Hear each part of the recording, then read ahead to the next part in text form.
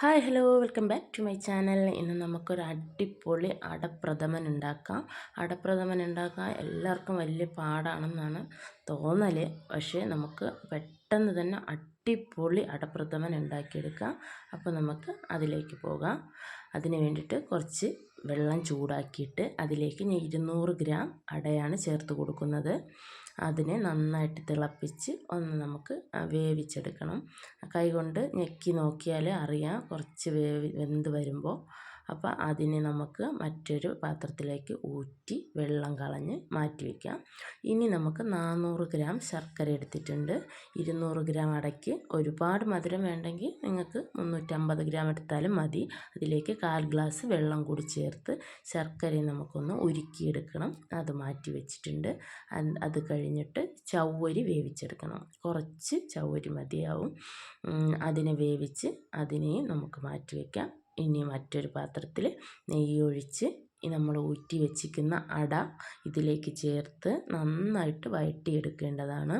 അട നന്നായിട്ട് നെയ്യിൽ വഴണ്ട് വന്നാൽ മാത്രമേ നല്ലൊരു ടേസ്റ്റ് കിട്ടുകയുള്ളൂ. അപ്പോൾ അതിലേക്ക് നമുക്ക് ശർക്കര ചേർത്ത് കൊടുക്കണം.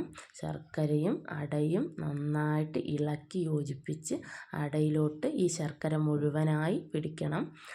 നന്നായിട്ട് ഇളക്കി കൊടുക്കണം. അടിയിലൊന്നും പിടിക്കാതെ നമ്മൾ കൈവിടാതെ തന്നെ ഇളക്കി കൊടുത്തുകൊണ്ടിരിക്കണം. ഇതിലേക്ക് തേങ്ങാപ്പാൽ വേണം നമുക്ക്. അതിന് വേണ്ടിയിട്ട് വലിയൊരു തേങ്ങ പൊട്ടിച്ച് അതിനെ ചിരകി പാൽ പിഴിഞ്ഞ് എടുത്തിട്ടുണ്ട്. അതിൻ്റെ രണ്ടാമത് നമ്മൾ വെള്ളം ചേർത്ത് പിഴിഞ്ഞെടുക്കുന്ന രണ്ടാം പാൽ ആദ്യം ചേർത്ത് നന്നായിട്ട് ഇളക്കി കുറച്ച് കുറുക്കിയെടുക്കണം.